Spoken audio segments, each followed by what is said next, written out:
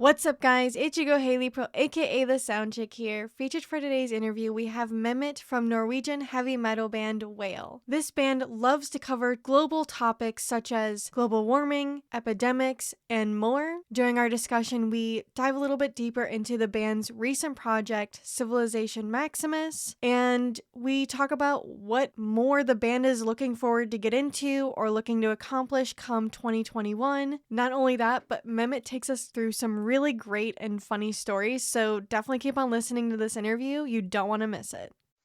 This is Memet from the band WAIL from Norway, and we are now getting interviewed by Haley. So, WAIL just released Civilization Maximus. Talk to me about this album or EP real quick. For those who haven't listened to it yet, what can they expect from the tracks off this project? Yeah, so this album has a lot of energy. That's probably the main focused ingredients in this album. And we actually wrote the songs separate from each other. We didn't do as we used to. We usually get together and jam on a riff or something, and then we form the song into this whale madness. But now we had we recorded demos at separate houses, and we started to listen to them, practice on our own, and then come together and play them and set them to a complete song. And from then we tried to analyze each part of the songs, tried to not go in a really straight line. We tried to explore different aspects of not only rhythms but melodies and harmonics, and how we could present the vocals and the lyrics in a new but really whale way, if I could say that. If I could just say some few words about what people can expect, I will say energy, a really important theme. That's about the world we're living in and how we are abusing it somehow. And a variety of tunes, melodies, and fast and slow songs. Awesome. Yeah, I personally listened to this project a few times, and it's really unique. It's really awesome. You don't see a lot of metal bands putting out stuff like this much anymore, which is great that we're having a whole new variety of stuff being put out here now by some bands. That's really awesome. If I could shout out something just about what you said there, it's we have our roots from the metal way back, from probably the 70s and 80s and some 90s. And today I think the metal genre is really the pop scene. I think a lot of metal bands do an amazing job writing songs, etc. But the sound and how aggressive the music should be is all the same pattern almost. So we try to dig into what we love about heavy metal, and for all of us it's our heroes from the early days that got us inspired to do or to go this separate way from what I will call the mainstream way within metal. Yeah. Exactly. It's crazy how much this genre has evolved into what it is now. Yeah. It really is different. You don't see a lot of, those core influences that we would have seen in the 70s, 80s, or 90s in metal now. Yeah. For you, what were some of your favorite tracks to work on off of Civilization Maximus? For me, I am the black sheep in the band, if I could say so. I love the more brutal stuff. So my music taste is more on the death metal, grind metal stuff. So then I would probably say my favorite song on this album should be Overwhelming. Yeah, that's a good one. That's one of my favorites too. Yeah, that's nice, because it's fast and it's aggressive, and I could really. It's not that it's really fast comparing to what we just talked about, like the metal bands, the metal bands that we hear about today, but it's fast and aggressive, and feeling within that song is really it's really nice, and I just love the brutality of the vocals and the lead guitars, and there's a non-stop drive within the drums as well. So yeah, it's a lot of fun actually. Yeah, that's awesome. I know it's one of my personal favorites off Civilization, Maximus as well. So, I've heard you mention a few times like whale madness and whale sound. Talk to me about this a little bit. What does this mean to you? How does this stand out from other bands? How could I say? WAIL, as you said earlier, WAIL isn't that, the typical 2020 band, the typical metal band from this era, if I could say that.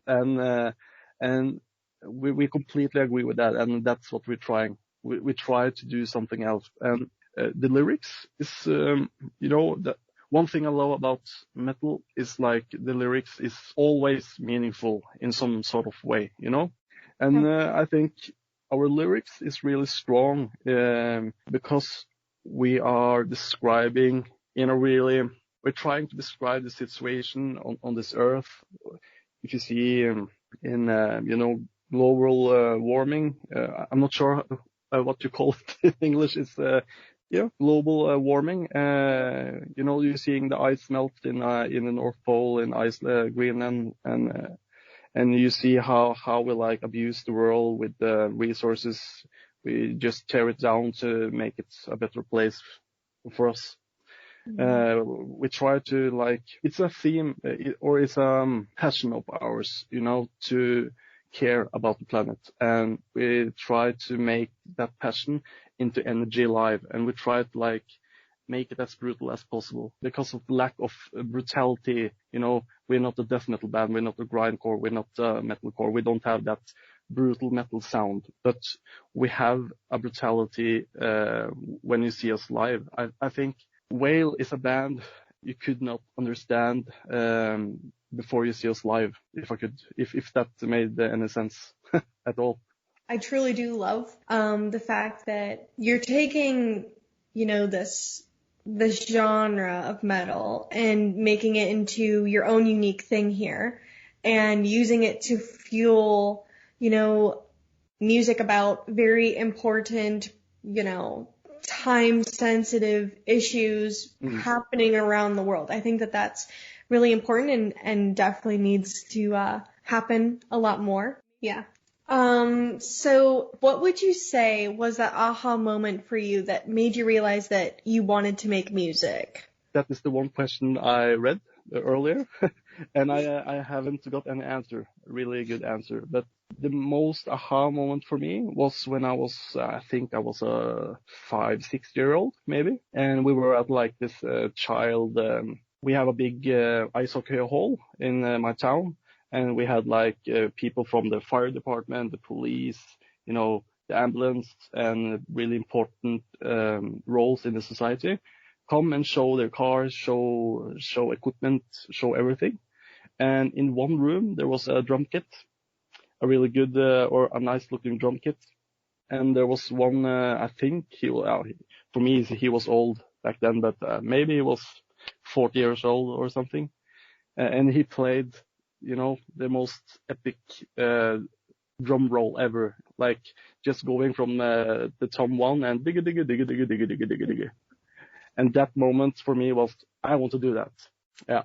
So I think that was the time that I realized I want to play drums and do what he did. That's awesome. Yeah, 10 years later maybe, or I was 14 at the time. I was in high school, and we had a really good principal. We had he was really into music and have music a part of the education. So he had the school was brand new 1 year ago before I started. And there was new drum kits. There were 3 practice rooms, with full band, setup, guitar, bass, everything. I immediately asked if I could play, and, I found my metal friends or my musical friends, and we started a band, and it has never stopped. That's awesome. I Yeah. love that. What would you say is your favorite drummer that you've ever seen live?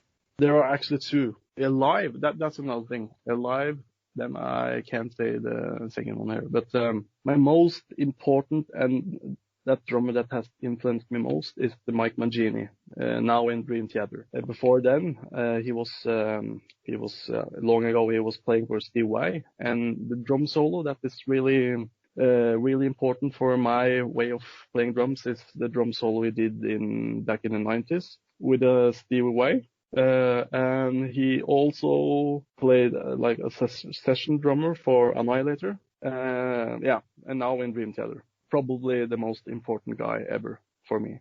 And I saw him at a drum workshop in a neighbor town. And just amazing. Oh, that's exciting. So, as we're approaching the new year here, what are 3 goals that you have for the band come, 2021? The first goal is to hopefully plan a tour, and play live gigs to show people what we got and what the new album actually is live. The second one is actually to make a new album. We are already making demos and trying to form the new songs. And the third, I don't have any third, I think, but trying to make WAIL, trying to make WAIL, how should I say it? Try to push WAIL and try to beat the algorithms and make WAIL more visible to more people on the internet, because today that's probably the most important thing within promotion and success, to reach out to people that you wouldn't do playing live gigs or whatever. You can just sit on your phone and watch an ad or watch a video or watch another buddy share a video, and that could probably be it sometimes. So yeah, playing live gigs, doing a tour, making a new album, and try to be as visible as possible on the internet. I mean, I would say that those are 3 very important and achievable goals for you guys. I have no doubt in it, so I think that you guys can do it. Yeah, we really appreciate that. We're trying. But the times is hard, and the business, the music business, is really is something else that it used to be. Now we have to pay our tickets and pay to access the big gigs. But before, you could just make yourself a hype band or whatever, and some guy or girl would notice you and you were hired for a bigger gig. But now you have to really struggle. Yeah, it really has changed over the years. Right now, it's super difficult. And I'm sure that the pandemic is not helping with any of it. Yeah. Absolutely not. Yeah. It's so crazy. I just want things to go back to the way that they were. Yeah. We also. And I think everybody wants to. Oh yeah. I agree with you. I just want to get out and go see a crazy show and be in a mosh pit again. So yeah, that's nice. Then we're 2. Yeah. What would you say is the craziest thing you've done for music besides be in a band? I have a very good history here. Okay. Do you know the band from Norway called Kvelertak? I don't. They have an owl like a symbol, and they play not black metal, but they play. I will write it to you so you can just. I'm not sure how you say it.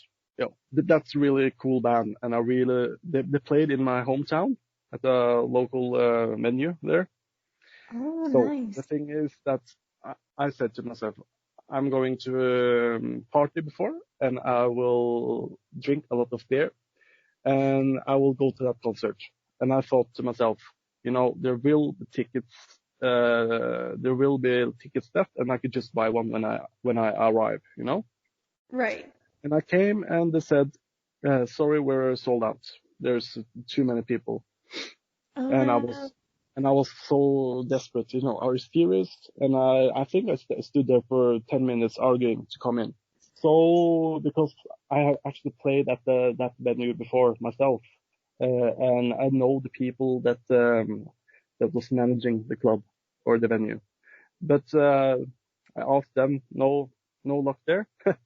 So I started to do I know of any fences, or do I know about any windows or anything that I could just climb above and try to just sneak by and go to watch the concert. And Right. I went. It's a really big building, so I went around it, and I know there's a wooden fence. I tried to climb up, and when I was supposed to jump, there was a guard standing just beneath me. So I just watched him in the eyes, and he just, not here. So I jumped back, and then I tried to do the same thing on the other side of the building.